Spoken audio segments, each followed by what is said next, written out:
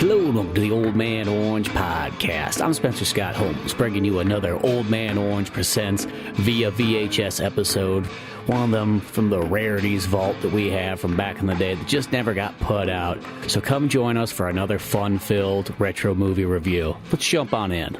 So, welcome back to the Via VHS Retro Movie Podcast. It has been a minute. And, I was pulling Joe Biden there for a while. I was sleepy, incoherent. I think I had the long COVID, and I was not feeling really well. And, just life, a lot of life happening. I was like, let's get back, let's record something. And so for the past 3 weeks, we've been trying to record Labyrinth.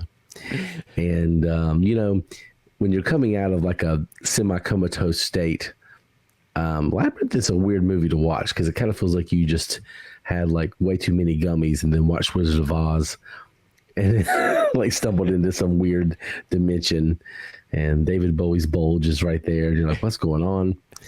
It sounds weird. Labyrinth reminds me like a perfect movie that, like, if you were a kid and you got sick and you had to stay home from school, it'd be a perfect VHS to throw on. Why is that so accurate? You're right.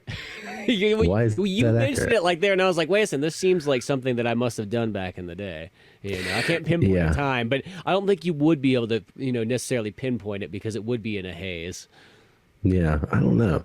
Well, by the way, I'm your host, Wesley, and I'm joined as always by Spencer Scott Holmes. And yeah, I don't know. This is a weird movie, but it's so nostalgic, such a fun time. And, Jim Henson's in vogue right now, Jim Henson, because, he's got that documentary out. I think it's on Disney Plus.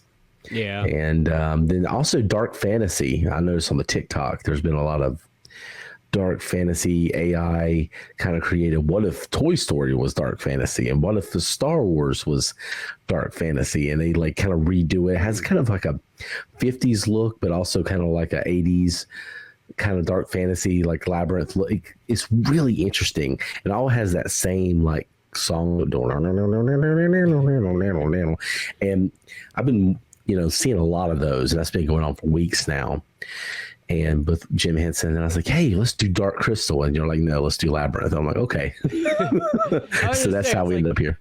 Yeah, and it's like one of those ones, like, Dark Crystal is one of those ones I probably watched all of maybe 2 or 3 times in my entire life. I did see it in cinemas, though. Not when it came out, but, like later, yeah. When they brought it back out again and so on like that. And it's an interesting movie, but I feel like it never was always like, I always think it's more of a more interesting movie than it is like as much as something I really enjoy, like the Labyrinth, Yeah.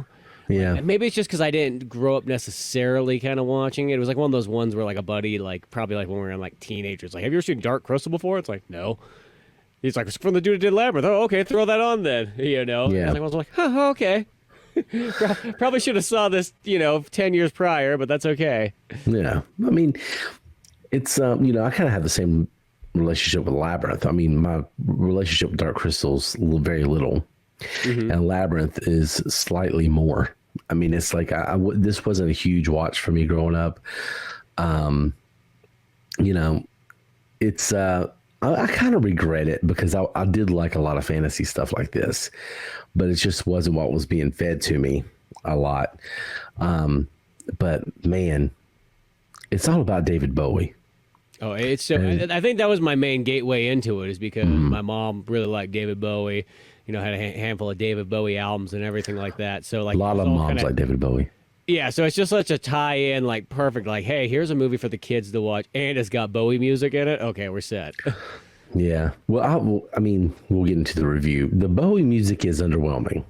It's not his best work, which is sad because it's not bad. It's good. Yeah, it's still Bowie. There's some songs I do like quite a bit though, and I don't know if that's more nostalgic talking, but it is like there's some stuff that's kind of goofy, like you couldn't show to somebody just like out of context songs.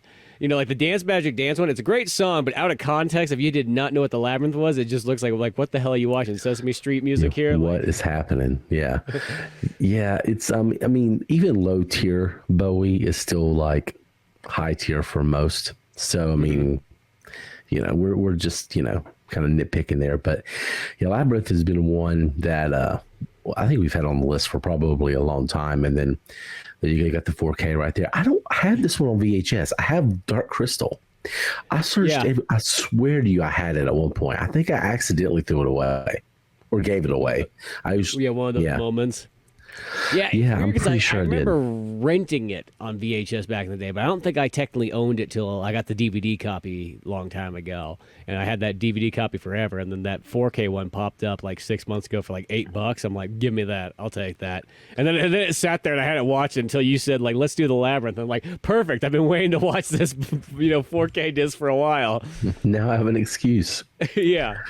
Yeah, I feel like I saw this on, and I might be wrong on this. This is just my assumption, but I feel like I saw this on like how like HBO has those like other channels like the HBO Family, HBO whatever Latino HBO. What I feel like this was like on the Family thing or I don't know if it was HBO Kids or HBO Family, and I feel like they played this a lot. But I saw it somewhere, and I remember it playing a lot somewhere. Mm-hmm. And I think that's where I bumped into this. And then it was one of those movies, I'm not sure that until I watched it right now, I ever sat down and watched the whole thing from beginning to end. Oh, interesting. I'm not sure if, I feel like I've seen this whole movie in its entirety multiple times, but never in one sitting. And I'll be like quite honest, this one never was like that big of a deal to me. Mm-hmm. It was like kind of background noise. But as I got older, I was more interested in it because of David Bowie. Yeah. But as a kid, it was just like, let's throw this on. It's kind of, it's either you're in or you're out, but as you get older too, the other thing that stands up more and more and more is always just the special effects, the puppetry, all that kind of stuff is just beyond amazing. Like, I think that's what really makes this movie like stand out more than almost anything else. As I almost do think one of like the highest tier like fantasy movies ever made because of how good the special effects are. The special effects are incredible. The puppetry is incredible, if that's what you call it. I get just the craftsmanship in this movie is unreal. And I mean, Jim Henson, obviously a legend. That's the other reason I was interested in that. When I was a kid, really little, that's when the first names I remember learning was Jim Henson. That was probably that way for a lot of kids, but mine was because something he didn't really have a whole lot to do with, but was Muppet Babies. Yeah. Watched the shit out of that when I was really little. I mean, I love some Muppet Babies. And then anytime I'd see Jim Henson or like hear the name or whatever, I'm like, what? Whether it be the Muppets or whatever, I was in. And so that was probably the other thing that, Jim Henson, David Bowie, like, come on, Yeah. But the movie, the reason it stands the test of time, the reason is kind of, I would classify this as a cult classic because it was popular and it has a big names behind it, so it didn't come out of nowhere. But it wasn't a huge hit at the box office, but its kind of legacy is bigger than what it was at the time. Yeah, well, it was a total VHS pass around, show your buddies on the weekend tape, That was definitely what it was kind of for sure going with. I mean, you have George Lucas and like Jim Henson like tag team in this. So I mean, like you got the biggest names literally in Hollywood at that time period. But for some reason, it's just it kind of slides under the radar a bit there. And it's one of those movies that, like, for once again, too, even people growing up, there's some people that just love the living daylights out of this, and then other people that like they just kind of maybe know of it, but they never really did watch it. So. Yeah, this is definitely one that I was just kind of meh about for the most part until I got older and I was able to really appreciate the craftsmanship in it. Now, I will say this: my son watched a lot of this with me, and look, I think I've said before on the podcast. Actually, I know I have. He loves some spooky shit. Mm-hmm. Okay, the spookier, the more this kid loves it, and I try to keep it away because I don't want him to have nightmares and stuff, and I definitely don't want it to be my fault if he does. because he was just telling us a couple weeks ago he had this crazy nightmare about like the shadow puppet man, and when he was describing it, I don't get scared. When he described it, I was like, oh shit, this is dark as fuck, dude. Like, it's like I was really invested, and he was telling my wife about it first, and she got like, Wesley, this is scary. I'm like, whatever. And then as he was telling me about it the other day, he's like, he was standing there right there, and he was holding my toys, and he took my Ninja Turtle, and he stared at me when he did. I was like, oh my god. So I have to be careful, but he was really interested in Dark Crystal, which it is. I mean, sorry, Labyrinth, but it is dark for kids. I was like, yeah, there's the 80s for you. Yeah. You know? Well, it's PG as well too, so it kind of has that. Well, because really, it sounds weird. I mean, I guess you could say it is like a kid's movie. It sort of reminds me more of like a preteen movie. Like, yeah, definitely. Like, kind of like, in a sense, I feel you match Jennifer Connelly's age is kind of where you're supposed to be at for it. Maybe just slightly younger than her, And I think that's the perfect time period for this movie is between about, ages 10 to 13 is about almost like that's going to hit you really hard if you watch it in that like ballpark range. It's hard to sell this movie to that age bracket though, because like that's not cool and they're gonna go see something else, but really that if they sit down and watch it, it's gonna wreck them. Yeah, well that's why I say like 13, because 13 will be the turning point where that comes in. I feel like the 10-year-old would be like, oh yeah, this is really cool, so like the second that they kind of roll over that 13 era, it's like no, they'll be like, it's not rated R, fucking lame. Yeah. Let's go watch Terminator again. Yeah. Well, you know what we should do? We should go back in time to 1986 and fire up the flashback portal. What do you think? I think so. That is getting a little bit rusty, a little cobwebs built up in it and so on like that. Needs to be turned over. Here we go. All right. Yeah, it worked. So it did. magic of the internet. Oh man. Yeah. So. Flashback portal, we go back to the week when the movie was released. Just look at some of the pop culture surrounding the movie. Do it really quick. June 27th, 1986 is when this film was released. And pretty interesting box office here. Not the most like dynamic one we've ever seen, but it's still some pretty cool stuff in here. Same with the music. But June 27th, 1986 box office. There's 4 movies opening this week. None of them are in the top 3 spots. Give me a break for a second. Hold on. It got out of sorts. I had to fix it. All right. So number 1 at the box office, Karate Kid Part 2. Oh, there we go. There's a classic. Yeah, definite classic. Bringing in $14 million. Number 2 at the box office, Back to School. I love that movie, Rodney Dangerfield. Oh, yeah, I know you love some Rodney Dangerfield. So, legal that movie on Blu-ray not too long ago, actually. Oh, did you really?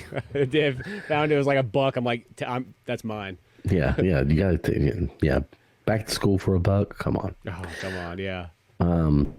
Legal Eagles, number 3. Number 4, the first film listed here that's opening this week, Ruthless People. I don't think I've ever seen that one before. Yeah, I don't know much about it here. Let's see who's in it. Cast information. Oh, wait, I'm sorry, I have to have IMDb Pro for that. Yeah, like, eat a dick. Sorry, you're not good enough. You're not a legacy member yet. Yeah, fuck off. Ruthless People, whatever that is, we'll never know. That came above Labyrinth in number 4. Number 5 is a little military film called Top Gun. Just a little one, Yeah. Not as big as Iron Eagle. Not as big as Iron Eagle. Yeah. It wanted to be Iron Eagle. It begged to be Iron Eagle, and we're like, no. You know what took my breath away? Berlin. Louis Iron Gossett Eagle Jr. did. Well, yeah, Louis Scott. When he did the dance and the tank top, yeah, that's what took my breath away. Take that, Berlin. Running Scared, number 6 at the box office. Number 7 is classic. Yeah, there you go. Number 7, Ferris Bueller's Day Off, and then finally at number 8, bringing in $5 million, just above a movie called American Anthem. You have Labyrinth. And then the rest of the movies listed, Cobra, Short Circuit, and Poltergeist to The Other Side. Those are all movies that were released in previous weeks. So not a huge box office hit, which is shocking. because it offers so much. But you know, I think it's one of those weird ones where it's a harder sell at the moment to older people. You know what I mean? And fantasy already is a tough sell in the first place. You know, we've gotten farther in life where like fantasy's become kind of a little bit more mainstream, but fantasy always was kind of a niche underground type of thing. Especially I think back in the day, if you were into fantasy, it like instantly sets you like kind of almost puts you in a ridiculed state of like, oh, that person belongs over in that category over there, you know? So I think that was always kind of tough. Like Star Wars is one of those few ones that kind of made it like sort of like fantasy being kind of mainstream and cool, you know? But that didn't mean that everything else kind of caught up to it right away. Well, fantasy at certain points in time is kind of like horror where, you know, there are moments in history where horror, you can throw it in the box office and it does well by itself. But other times horror needs to be matched with another genre, sci-fi horror, you know, whatever. Yeah. Same thing with fantasy. You know, Star Wars worked because it was fantasy, but it was also kind of people viewed it as sci-fi. It's not a sci-fi. Yeah, it's much more of a fantasy adventure than it is a sci-fi film. I mean, they still can't fire in space right in Star Wars. Even that crappy Acolyte show messed that up, which garbage. By the way, I just want to throw that out there. And it's not political. Anything that doesn't have George involved in it. I just kind of came to that point. I'm like, you know what? If George isn't there, it's just expensive fan fiction. That's all it is. I agree. Now, Favreau's there with Filoni. Not Filoni by himself, but the Favreau is there with Filoni. Then I'll give it a chance. But you got to have somebody to balance out Filoni because otherwise he turns into prequel George Lucas. And it's just, you know, it's a shit show. So good ideas, but bad execution. But yeah, Acolyte is ass. Oh God, it's bad. Yeah.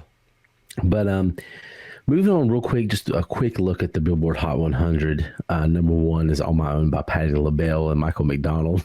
Anything with Michael McDonald. That's a good one right there. Yeah. Patti LaBelle. I've put me a Beverly Hills Cop mood right now. And which the new one's out, which I almost kind of pulled an audible. Already? Yeah, I pulled an audible almost and I was going to make us do the Beverly Hills Cop movies. I think I'm going to do that after this podcast anyways, if that's the case. Yeah, I think it came out today. I think Beverly Hills Cop 4 came out, I think it was July 3rd is the day. So that's when we're recording this. But there'll be Sad Songs, Billy Ocean, Crush on You, The Jets. I wanted to get to this one, Holding Back the Years by Simply Red. Not only is it a great song, but if you go on YouTube, look up the video to this, they did like a 4K remaster of it. It's just one of the best looking things you'll see from the 80s. It really is. Just that video, Holding Back the Years, Simply Red, just go look it up. And like the song is good, the video is good, but it's such good quality, like 4K, that it's really fun to look at. And then nothing really great going on here. Number 8, you do have Invisible Touch by Genesis. Nasty, Janet Jackson. And then the old lead singer for Genesis is coming in at 10 with Sledgehammer, which that song fucks. Like, yeah, I love Sledgehammer. That's good. Yeah, and of course you have some Danger Zone by Kenny Loggins at 14, climbing up the charts because, you know, Top Gun's in theaters. And so, yeah. There you go. Kind of, you know, standard 80s music fare. But Labyrinth, you know, far from standard. This movie does some things extremely well, like all-time great category in terms of some of the things that it does well, like unmatchable. And then other areas that it's like, oh gosh, if they could have just fixed this a little bit, and nothing to do with the effects, like that's all tier. God tier. Like that stuff's good. Story-wise, the movie could have been improved, I think. But it's surreal. It's kind of trippy. It's a little haphazardly. But at the end of the movie, what really works is you really care about the characters. You kind of get invested in what's going on. And this is a quality little movie. I wish they would have invested a little bit more in the story. But the story is just good enough that when you pair it with all the stuff that's with it, all the effects. This is a must own, must watch, especially if you're in the filmmaking of any sort. This is like God tier stuff. Oh yeah. Well, it's almost in a total George Lucas style of where you focus more on the movie making part of it and the special effects. That almost kind of outweighs everything else in the story. Because even though, like, I will say, like, if you watch the special features, I forgot about this, but there's the guy that wrote the script. And boy, is this guy animated as all can be. I mean, he comes on, he's like, and we got these characters, and they're going, and you're like, Jesus. And then it cuts to, like, the other guy who writes it. He's like, yeah, put down some goblins. Some rocks rolling. Yeah, it's just like, it was like, how the hell these two guys sit down together and write stuff? Jesus. They needed each other to balance each other out. Yeah, it brought to a center line. It's like one's Ludo and one's what's the Fox character? Oh gosh, I can't think of his name all of a sudden. I guess I'll have to look at we're gonna look at the cast anyway here in a second. So yeah, but yeah, the old Fox with his like chivalry that's misplaced chivalry. Yeah, he tries. But again, released June 27th, 1986, Labyrinth, directed by Jim Henson. Our writers, Dennis Lee, Jim Henson, Terry Jones, starring David Bowie, which is fucking awesome. Yeah. Not enough movies, in my opinion, can say, or not enough movies say starring by David Bowie. I wish he would have had more roles. I wish he would have acted a little bit more. Because he's so good. I mean, in this movie. He's one of those like entertainment polymaths. It's just like, he's gonna do everything. He's like the Jamie Foxx, that kind of like whatever role you put him in. Not just whether it be, in his case, making music, he's all time great. Acting, there's not as big of a catalog for him, but he was damn good in everything. He's the type of person that if he would have put music to the side and focused on this for a little bit, he could have been like an Academy Award winning actor, I think. Like he has a presence like that few people can conjure that. Like he's just got this, aura about him. So yeah, and like all his movies are like solid. Like it's like every time you watch him, it's like, oh dude, he always knocks it out of the park. David Bowie's just one of the most unique people I think ever. Like he's just, chameleon musically, can bounce from one thing to another, reinvents himself, which is where I think the acting came so naturally to him, because he was always doing character-based music anyway. I mean, Ziggy Stardust, it was always kind of that anyway, but man, he just what a brilliant person. Jennifer Connelly as Sarah, Toby Froud as Toby, the little baby, which this guy apparently still talks about Labyrinth and goes to things. This is going to make you feel old. The baby just turned 40.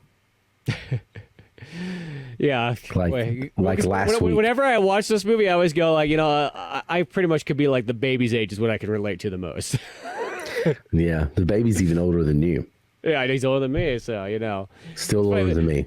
It'd be funny if that baby, or the guy who plays the baby, he's not a baby anymore, but like if he just did the thing where like that was the only role he was in and he just has milked every Comic-Con since, never has worked a job since that baby role. Yeah. God. Believe me, I bet you if that was the case and you just came to a Comic-Con, you'd be like, hey, it was the dude that was the baby in Labyrinth.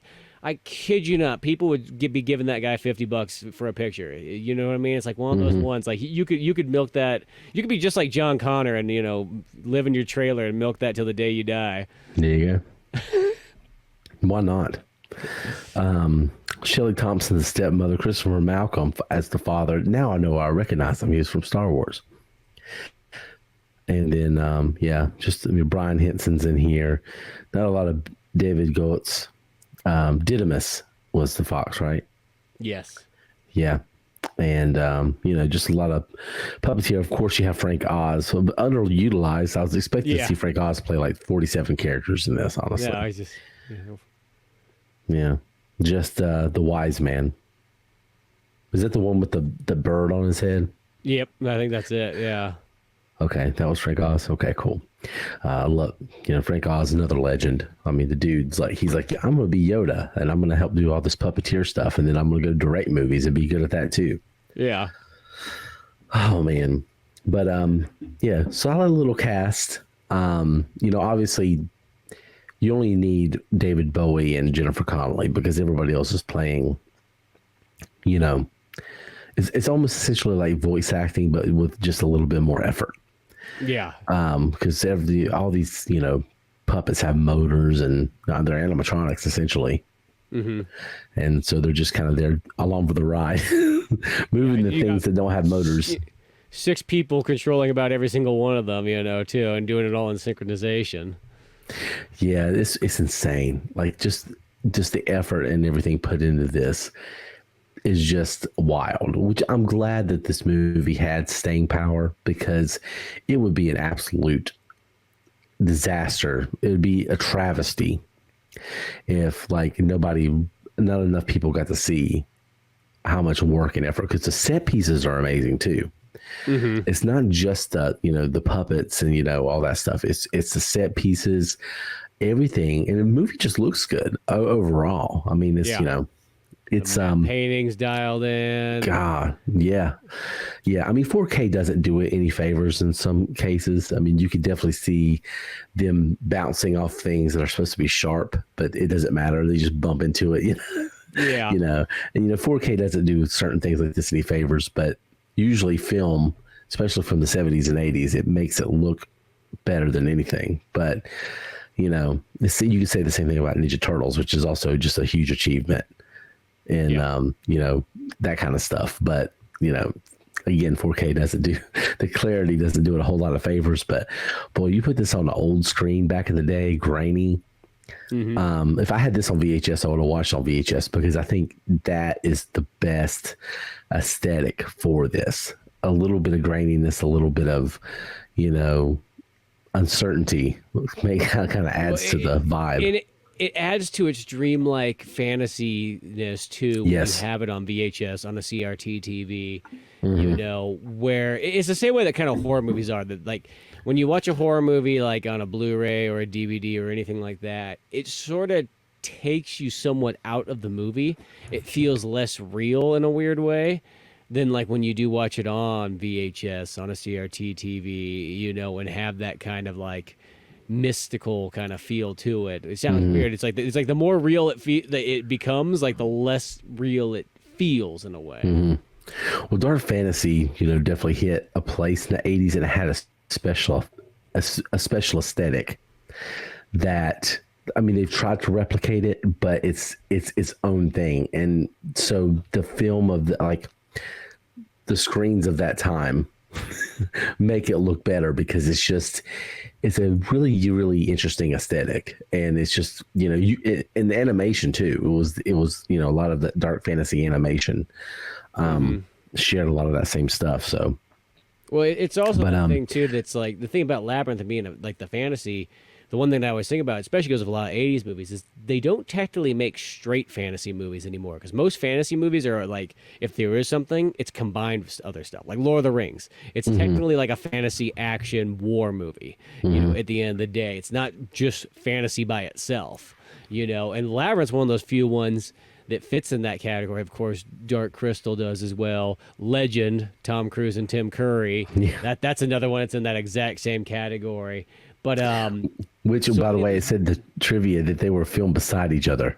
Really, I didn't know at that. the same time. They were filmed at the same time in like adjacent studios. So that must have been a trippy ass place to be in the mid 80s, because there's just a lot of surrealism going on. Well, I look at both those movies. Those are like the two biggest, in my opinion. Like those are like the pinnacle, like fantasy, like straight fantasy movies, not mixed genre movies. Yeah, I agree. And I mean, the 80s was the one time when you could pull some of that off. But Labyrinth 1986, 16-year-old Sarah must solve a labyrinth to rescue her baby brother when he is taken by the Goblin King. The Goblin King is Jareth, and that is David Bowie and his bulge. And here's where the only place the movie is not good is like the first 5 minutes or 10 minutes. Is kind of you don't like the intro where it kind of makes it feel like you're in a fantasy, and then all of a sudden when she has to run home, it sort of breaks the fourth wall. No, that was great. Yeah, that was when she's in the park and she's like kind of practicing her play. That's great. Because this is a coming of age movie. It's also kind of like you need to grow up and stop being the petulant little asshole kind of message in there. And it doesn't really feel at first like that is a message. It just feels like, wow, this is annoying and I don't like this character. Because they did a lot of effort into setting up. There's a lot of Easter eggs at the beginning, for the characters coming up. So they put a lot of effort into that, but I wish they would have kind of, fixed the early part of the narrative so you could come like, okay, there's a message here and this is what this is about. Because it just felt so abrupt in a weird way when she kind of breaks into the labyrinth, but kind of like the Wizard of Oz.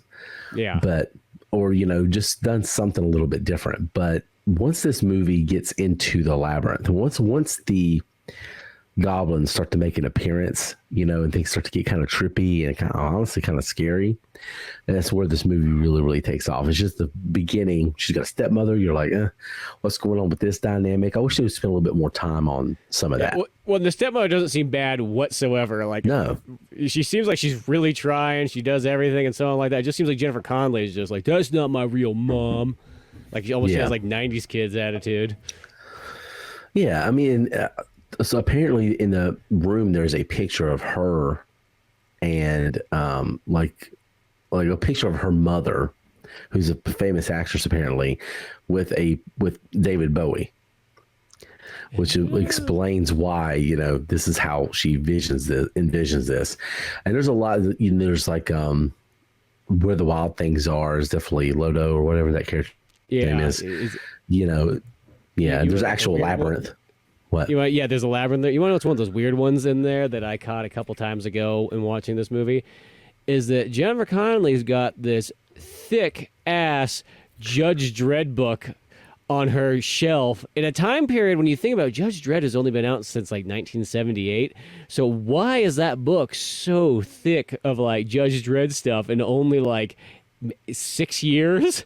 Like, but there's this big old Judge Dredd book on her like bookshelf, and I think I noticed it once I started getting the DVD on a bigger screen, and then it's just like, oh, every single time I see it, so I'm like, there she is. She's got her big old Judge Dredd book, and like, I mean, that's pretty hip to have that in like 1986, especially in the U.S. Yeah, I was wondering where you're going with that for a second there. Jennifer Connelly's thick ass. I'm like, yes. I'm like, she's 14. Wait till she's older than me. That's how I was looking at this movie. Yeah, wait till A Beautiful Mind, then we can talk about that. No, I was like, where's he go? Oh, Judge Dredd. Okay, but wait, what? So I was confused and then less confused and then more confused. But yeah, that is weird. That is a weird thing to have in the room.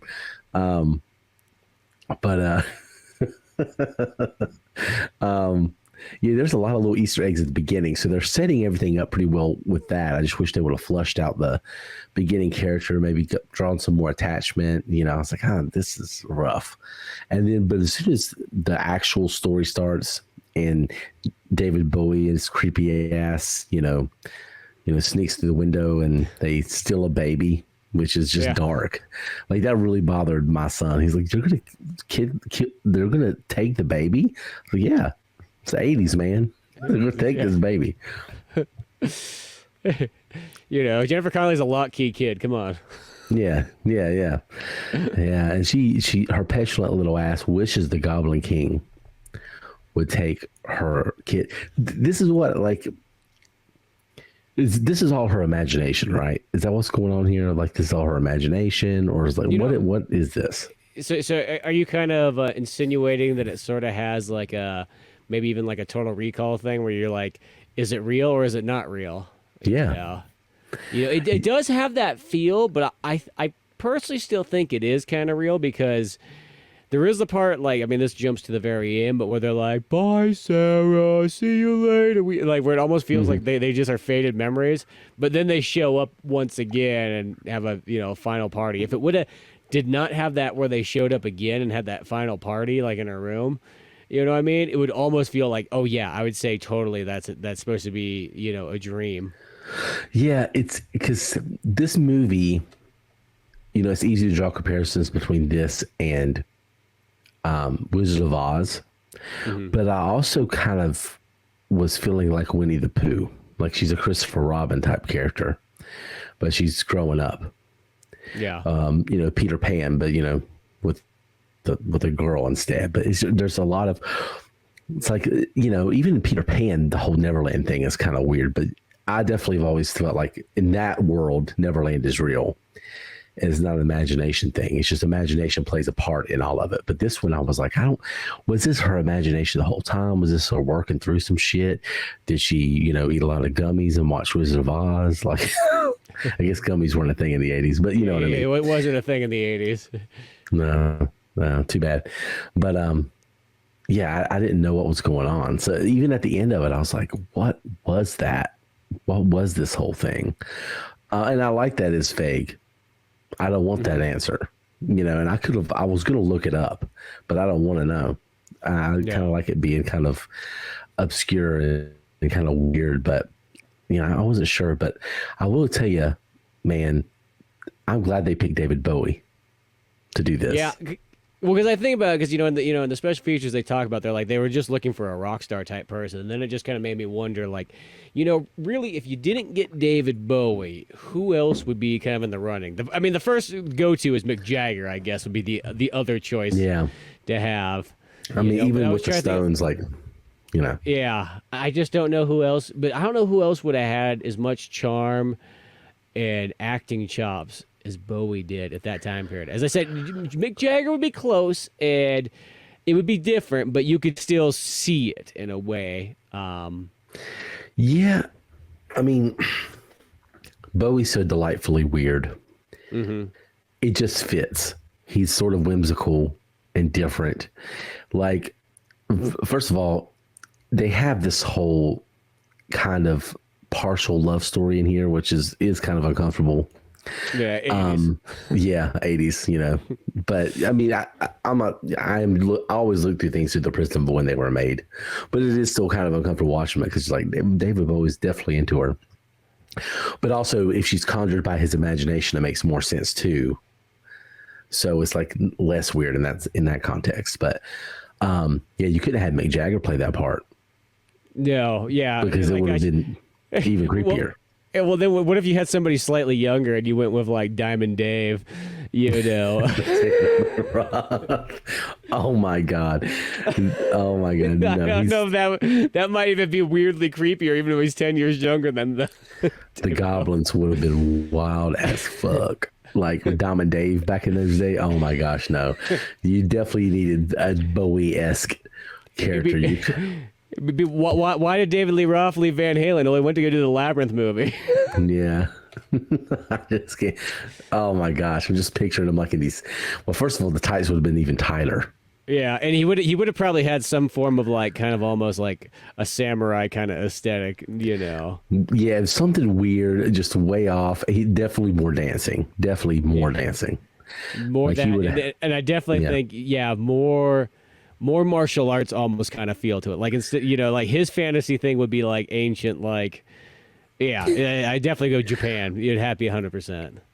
Yeah, no, it would be weird. It would be even weirder, but not in a good way. Like David Bowie's the perfect person to play this. Like he did so well in the role that you can't picture anybody else doing it. Because any other version of this would be completely different. There's nobody else who would have pulled off the Bowie version of this. You know, we kind of I don't want to say androgynous. He doesn't feel androgynous in this one, but he does feel like, you know, that look and that makeup and all that stuff makes sense for the character. Also makes sense for Bowie. And I don't think if anybody tried to do that, like Mick Jagger couldn't have done that. You know, he couldn't have played that version. His version would have been, you know, first of all, he'd been really just slutty. You know, it wouldn't have worked out. Yeah.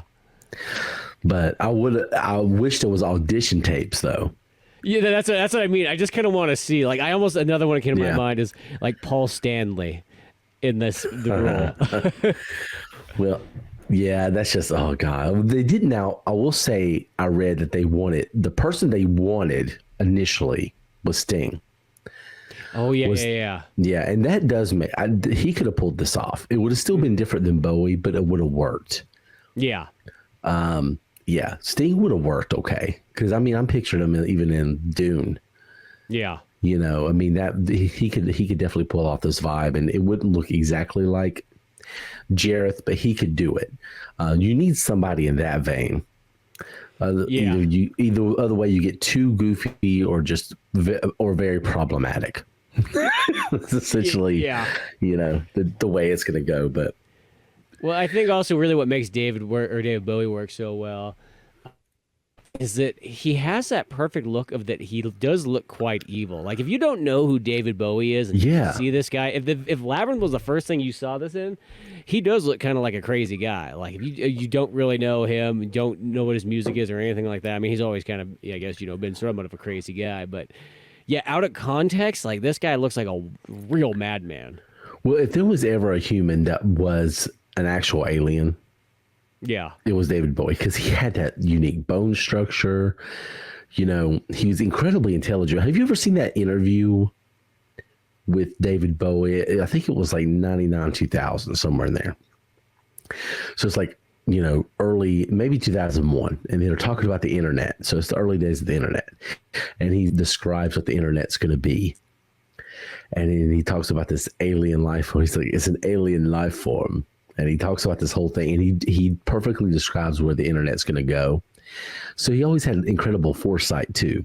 And I'll have to attach that video because it's incredible hearing him talk about what he thinks the internet's going to do and what it's going to be like in the next few years. And he was right. Yeah. And he had a very optimistic view on it, though. It wasn't like in a negative way. He wasn't Lars Ulrich. No. He seemed pro internet, but he was also like, our time is up in terms of just traditional music, you know, sales and things like that. He knew that game was up. Yeah.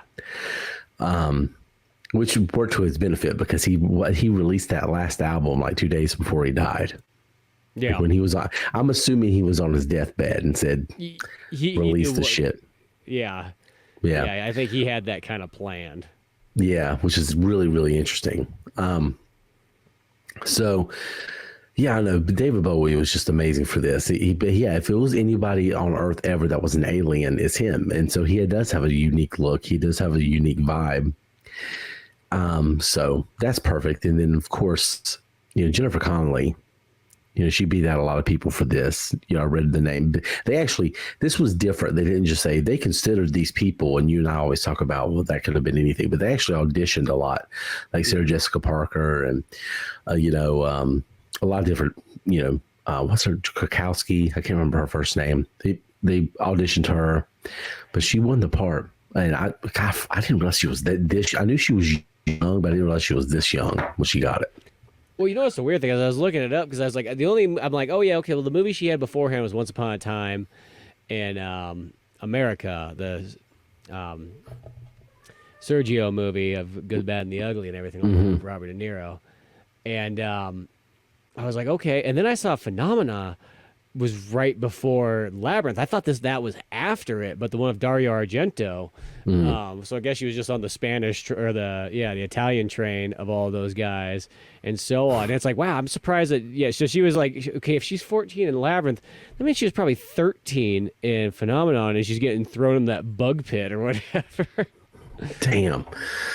Yeah, they were after her young. It makes you kind of concerned because when you know about what was going on in Hollywood at that time, Jodie Foster was the same way. She was like in a lot of stuff really young that she should not have been doing, but you know, whatever. Well, 70s, Dario 80s. Argento, full rated R horror movie. It's, if you know what I mean. Yeah. Or it's more of a suspense one and so on like that, you know. But yeah, I mean, but yeah, she was great in this too. She's, you know, she at the beginning was petulant and annoying, but she was supposed to be. So yeah, give it a pass. But And Jennifer Connelly, all time awesome, great.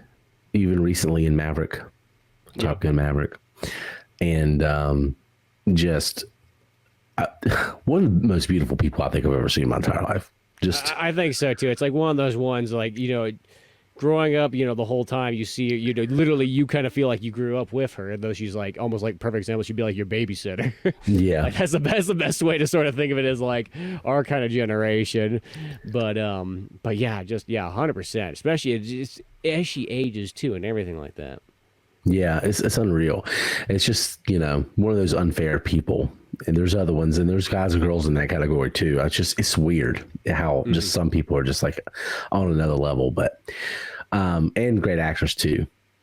Yeah, I think she's won Best Actress before, or at least maybe Best Supporting Actress. I don't know, but yeah. So I mean, David Bowie, Jennifer Connelly, great, obviously, but the draw is the animatronics, the puppets. The one that really blew my mind, the one that was just like, this is so good, is the door knockers. Oh yeah, that looks so real in a sense. It's like it has. How do you get that look? Because at one point she squeezes the nose. Mm-hmm. And so obviously there's a softer texture. There's I'm guessing it's kind of like a mask. I mean, I'm not even sure what that is. Yeah. I don't know if that's a full animatronic, if there's a face behind it, or how that's working. Either way, the way they made it look like brass, and they had like the weathering, I guess, the oxidation on it with the green and everything, and it's just such a unique look. I'm like, man, the detail they went into this, and the creativity, just the look of the characters. Forget how well they were put together. Just the design of them in general. Before you put them together, it's really, really good. Like especially Lodo, I thought. And then that's the character's name, right? Lodo. The big guy. Yeah, the big one. Yeah, Lodo or Luda or. Yeah, one of those two. Yeah, Luda. Yeah, that character is, in my opinion, the best looking overall as far as the main characters. Yeah, no. And it's one of those things. Yeah, just so much of that, especially those door knockers. Just like how they have. Those rubber masks, in a sense, they can make them look like they're pure brass and everything like that. Yeah. It's just, And it's just one of those ones you don't get, like, it's kind of the biggest loss, I feel like, in movies in, like, about close to the last 20 years, is that you just don't get a whole lot of that actual look anymore. Like, the CG still never... is never all the way there. It still has that, like, feels like you can see through it kind of look. It's never as impressive. Really good. Yeah, it just still kind of feels like there's something not there. You could tell that part. CGI will always be better when it's not noticed, and it's the opposite for practical effects. Yeah. Practical effects are better when you notice them. When you like the Thing. And you're like, oh, how the fuck did they do that? And it's real. Like, well, at least tangible. Yeah, yeah. And it's like, that's when practical effects are the best. And CGI is best, like when, Mad Max Fury Road. There's all these other great things happening. There's CGI in it, and you don't even know where it's at. It's just there to enhance its makeup. And there are exceptions to that. There are sometimes that computer animation, like that was what we needed. But, even Jurassic Park, it was there to do the things that the animatronics couldn't, and it was there to mimic that. So, the practical effects going away, but they do try to go back to it. And I will see that Dark Crystal thing on Netflix. I didn't go watch it, but that looked all practical. Yeah. It looked like there is those special ones like that where, like, they're like, let's do this old school. We could just kind of do the lazy thing and just turn all the, puppets into CG, kind of almost like all of Star Wars, the prequels and so on, like that. But yeah, not episode 1, but episode 2 and 3. Yeah. Yeah. Well, I will say that is one thing I'll give credit. I don't like the Star Wars sequel trilogy. But cinematically, it did do some things a lot better than the prequels. And one of the things was more practical effects. I had a lot more in there. There was still some bad CGI in there, and especially the third one. But, all that BB-8 stuff, most of that was, practical. They'd have people in the back that were CGI'd out, like keyed out. But, that was practical stuff. And there's been a call to that. The movies that I've always noticed that suffer the most are the new Jurassic Park movies. To me, are the ones that really like, how do they not look as good as the one in 93? That's why. It's because they go too they think that the CG is going to solve all their problems. And it just doesn't, Or the other ones, too, that a lot of times it's sometimes happens with a lot of the superhero movies, but where it just, it almost just looks like they just shot this on like a high school play stage and they just CG'd in everything around that, needed to be there. So it just has that look like, it literally feels like it's on stage. Like it does not feel like the movie has gone very far, even if no matter where they're traveling to. Yeah. It's just, it doesn't work like that. And this is just, when you talk about practical effects in the 80s, if you were making a list of, I guess the Mount Rushmore, this would probably be up there. But there's a lot of good shit, so I don't know. But but just in terms of the quantity of effects and how all of them are good, and like, think of how much work they had to make just one of those things. Like all these different characters, all to the little worm character, which was awesome. Then just hands, like the helping hands one. Oh, the helping hands. You have like 100 people, like literally all like in like, rubber hands, and they have to all be kind of one holding Jennifer Connelly as she, falls down this hole, but then also making all the faces and the voices and all that kind of stuff and being all in sync, Yeah, the creativity, just the overall creativity in this movie is something to behold. Even if the story was complete ass, like it wasn't, it had some moments where I was like, but even if it was, the creativity in this movie is just mind-boggling. It's unreal. I mean, it's just, and even as you get further in the future, and like, will this movie age well? Yeah, incredibly well, because it's more amazing now than it was then. Because people, I don't want to say that they took practical effects for granted, but they also kind of did, because they didn't know what was coming down the pike. Even this movie has CGI at the beginning. Yeah, with the bird stuff. Yeah. So yeah, but as we're in the CGI age now, it's even more impressive than it was then. I think it's unreal. Yeah, exactly. Well, there's those other ones too where it's just kind of an interesting one. You can kind of tell. There's probably a perfect example where it works better on VHS, but where you have those. It's a musical scene, but where you got the guys that are tossing their heads up and down and so on, like that. And it's shot kind of like you would think, you would say like a blue screen or a green screen nowadays, but technically what it's actually shot on is just a black velvet screen. And then there's a bunch of puppeteer guys, like literally all in black velvet. And then they cut that out and put a background into it, which just makes it it's like you can totally tell, but it's a very interesting way that it goes about the special effects. Yeah. And making that work so that the characters can throw their heads around and play basketball, and all that kind of stuff. Because we're coming up on the 90s. There's got to be some basketball scene in here. It was one of the most impressive scenes, but also probably my least favorite, just because it was so abrupt and like, what the fuck, what's happening all of a sudden? Yeah. And it's just, I kind of feel that way too. That's always how I feel. It's not really my favorite scene, but like I give it a lot of credit for at the same time for what it's kind of accomplishing special effects wise, But it's kind of an okay song, Yeah. Maybe because it's not a Bowie song. Like I think that's kind of it. Yeah, I think that's the music is underwhelming.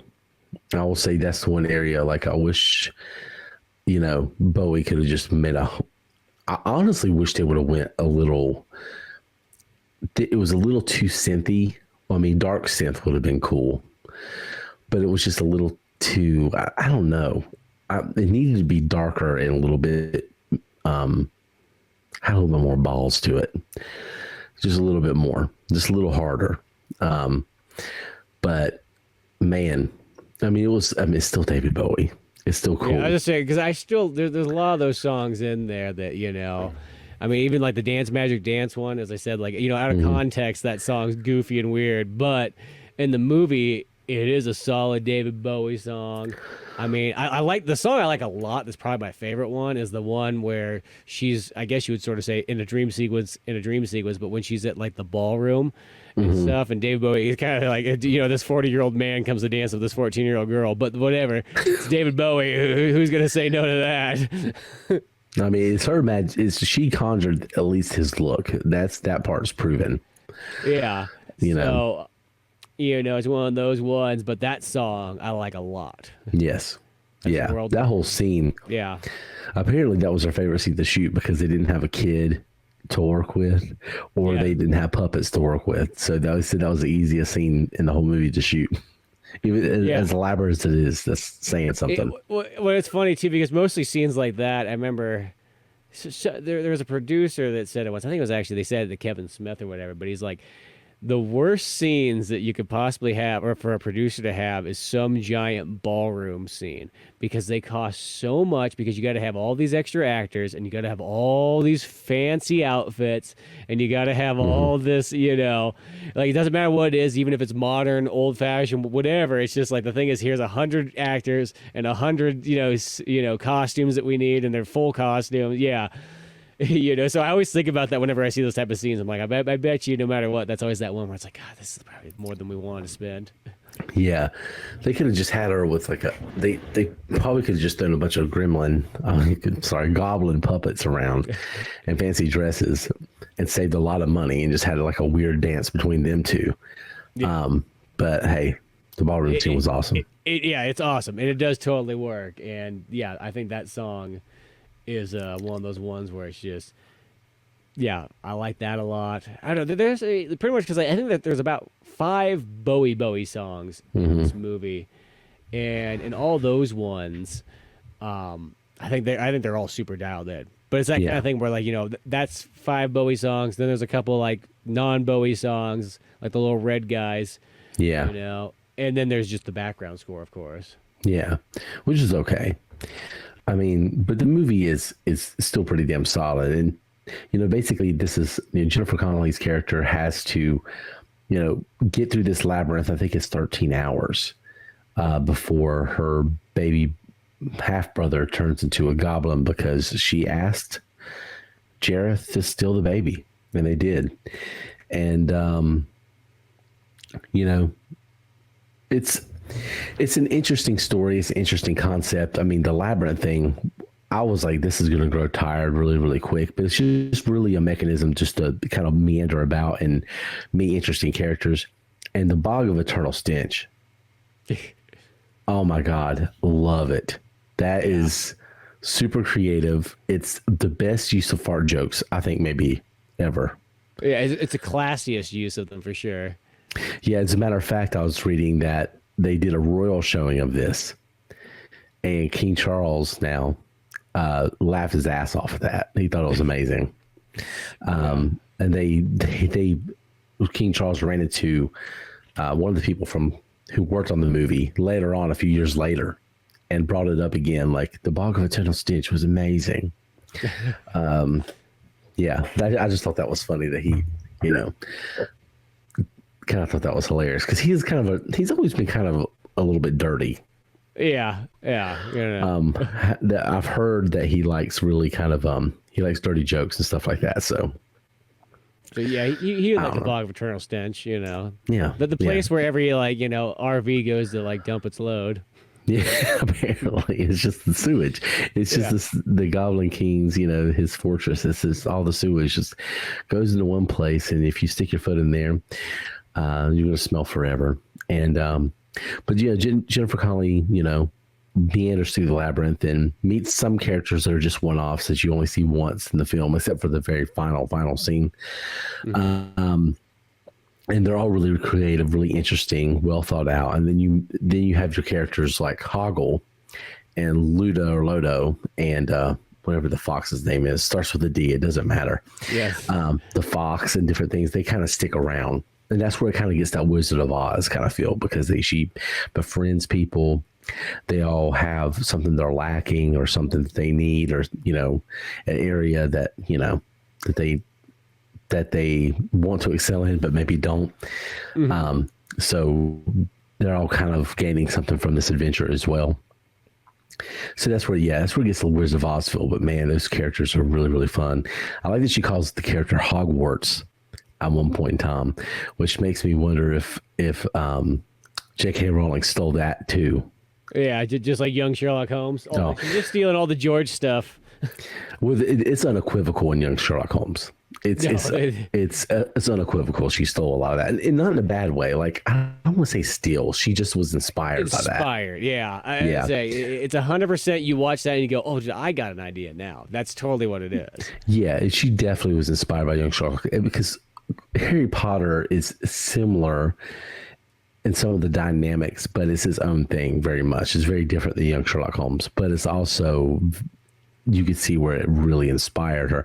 And this movie, you could throw that in there too. I'm sure this movie was another one that, especially the way it's, this movie always, you contrive some type of magical device, usually in a negative way, against, in an antagonistic way, contrive something to help the plot, help the story go along. Because Harry Potter does that. Harry Potter was just like, oh, we need the story to move along. We'll just insert magic bullshit here, and it, but it's fun and creative. So who cares? Yeah. And this one kind of does that, but in more antagonistic, like the cleaner thing, like when they're running, all of a sudden the cleaner thing comes through, and like, oh, that's a thing now, Yeah. Or when they got the big old drill machine coming through, that one. Yeah. That's the cleaner. Yeah, I remember too, because it's like, even like I remember in Resident Evil 4 when they put there's literally a part in that game that's pretty much just like that. And it's like, oh, straight out of the Labyrinth. Yeah. I mean, this movie kind of has some of that too, but it's more similar to Wizard of Oz than anything that J.K. Rowling took from this. But this is definite 80. If you're watching 80s movies and you want to dip your toe into 80s fantasy, and just the Jim Henson era is such a big part of late 70s, early 80s movies and stuff, you kind of want to go back and look at all that stuff too, and so this is a must watch, I think. Oh, I definitely think so. This one of those things, it's like to me, I still would say it's like on the Mount Rushmore of fantasy movies. Yeah. I really have a hard time trying to there might be one that might be someone's personal favorite more than this, but it's really hard to say there's one that's more influential than this, As I said, it's up there. It's this one and Legend are the two ones I think of probably more than anything else. Yeah. Yeah. And then it's funny we mentioned video games, because this one had video games attached to it, which I've never played. Did you see that picture I sent you of the pinball machine of the Labyrinth? Yeah, that was awesome. Yeah, it was funny. It was just right. It was in that period where we're going through a couple weeks of trying to get the episode going, and I just happened to run across this Labyrinth one at this kind of cool. It was down in northern LA area. It was like a mixed match of a comic book store and a bunch of pinball machines, and they had that Labyrinth one in there. I was like, holy crap. There's also, I should have sent you this one too, there's a Pulp Fiction one that I've never seen before either, but it was done like a 70s style pinball machine. I was like, oh dude, this is badass. That is really, really fucking cool. Yeah, I'm pro pinball machines. I've always been fascinated by them. Yeah, the cool thing too is there's a lot of these ones that are coming out recently, like they're brand new, like the last couple of years. Like I found one in Santa Cruz. It was a Dr. No 007 one. I was like, oh, that's badass. At this pinball machine or place I was at in L.A., it was called Revenge of. That's what it was just called. They had You Only Live Twice one. So it makes me wonder. I'm like, oh, there must be a bunch of these Sean Connery 007 ones out there, and maybe even they might be making Roger Moore ones and so on. I'm like, this is cool. That would be really, really awesome. Yeah, I cannot tell you the last time I saw an actual pinball machine. I know there's a barcade here in Raleigh that has some, and I know there's one in Charlotte that the old Sunset Riders cabin is at, but that has some pinball machines. But yeah, I don't know, man. No, that was amazing. And this one has some video games attached to it. And you're talking about Legend, which made me think of how Zelda was clearly inspired by Legend. I mean, I don't care what anybody says. It's obvious. It's so 100% the Legend of Zelda movie. It's funny. I also on Labyrinth, I have I got a manga book too that's like it's called Return to the Labyrinth. So it's like sort of a sequel thing and whatnot. So it's like they have a couple like comic book adaptations and manga ones too. Yeah, it's like they have some stuff in there, but like Labyrinth was still at that early time period where like, you know, the games, it's like I almost want to say it's like Commodore 64 and so on like that. I don't even know if there's an NES game or anything like that. If there is, I'd be surprised if I never played it. Yeah. Yeah, it was two NES. It was a Japanese one and a regular one, I think, one for Famicom. Oh yeah, I am scrolling through. I see that there's a Famicom and then there's an MSX one. So I mean that makes sense. They're all Japanese things. Yeah. There's Apple II has a game too. Yeah, so that's pretty interesting. So it kind of had a little bit of tie-ins. I think there was some Labyrinth toys that came out with this, obviously, but I don't think it did in the box office what they wanted to. I think they thought this was going to be a bigger deal. But I got to say this real quick. Sorry, I was reading this. There's this mini golf game that's on Quest, which I have. I see they have a DLC that has a Labyrinth mini golf set that has 36 holes. Oh my God. I'm like, oh well, I might have to pick that DLC up then if that's the case. Yeah, and that's pretty awesome. Yeah, shit. Yeah, this is a movie too. I would be interested. I'm always anti-remakes, so I would actually like to see a remake of this one. I know they use a lot of CGI, but if they would try to go with that aesthetic, even if they use CGI, if they would try to go for a dark fantasy aesthetic and really, really pull it off and kind of get deep and synthy and weird with it and just kind of tell the same story, but just a modern twist on it.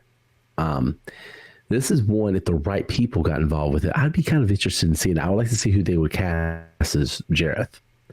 Yeah. In this one, because, obviously Bowie's not with us anymore. So I don't know.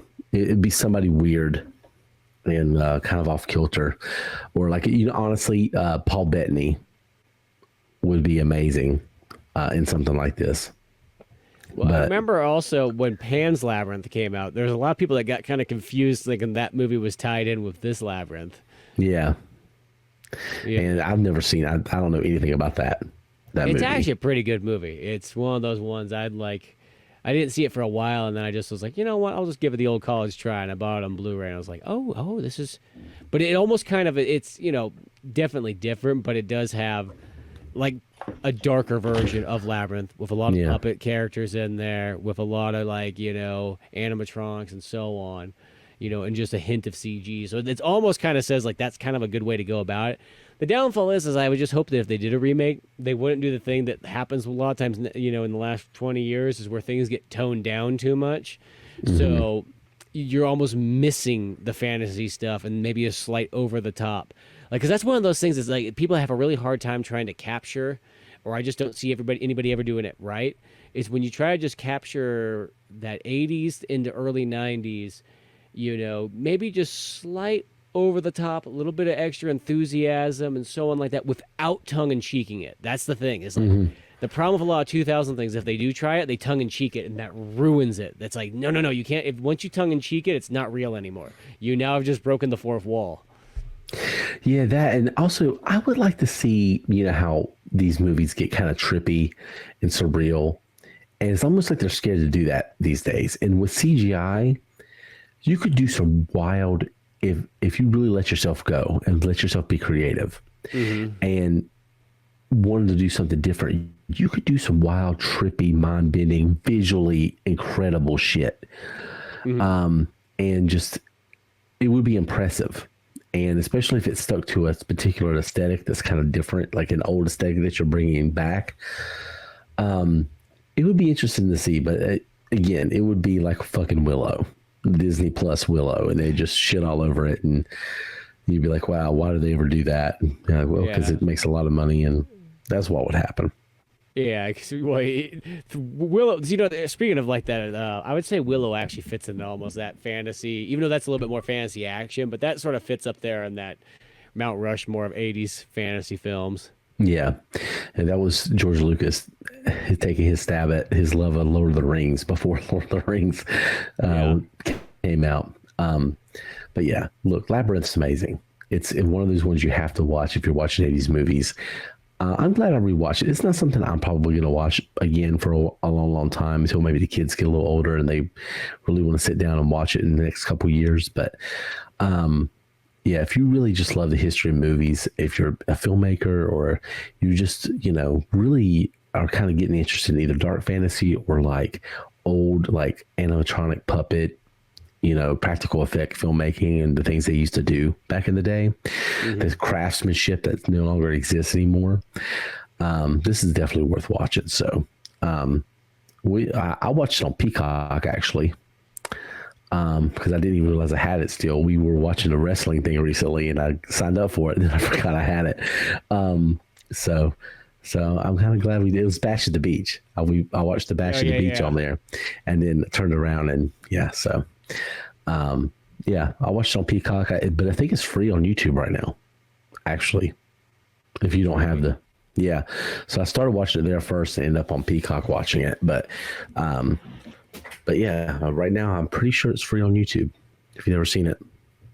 Cool. Yeah, that's one of those ones. It's not gonna be like Boulder Run, but they're just gonna like edit it down to like 20 minutes less than the real movie. No, it didn't feel like that. It looked like it was the same length. So, but that's why I switched to Peacock just in case, because I saw it was on there. It's just not worth it. After that Boulder Run experience, I'm just really afraid of those YouTube movies anymore. Yeah, I feel you. I definitely get that. But Labyrinth, go check it out if you've never seen it. Any last thoughts or any points you'd like to make before we get out of here? No, I think we covered quite a bit on it. As I said, this is just one of those movies for me growing up, and even just with like some of my friends and buddies. It was like one of those ones where like if you invite a handful of people over to the house, you threw this movie on. It was always like a heavy hitter that could work pretty well because it kind of works well for both boys and girls.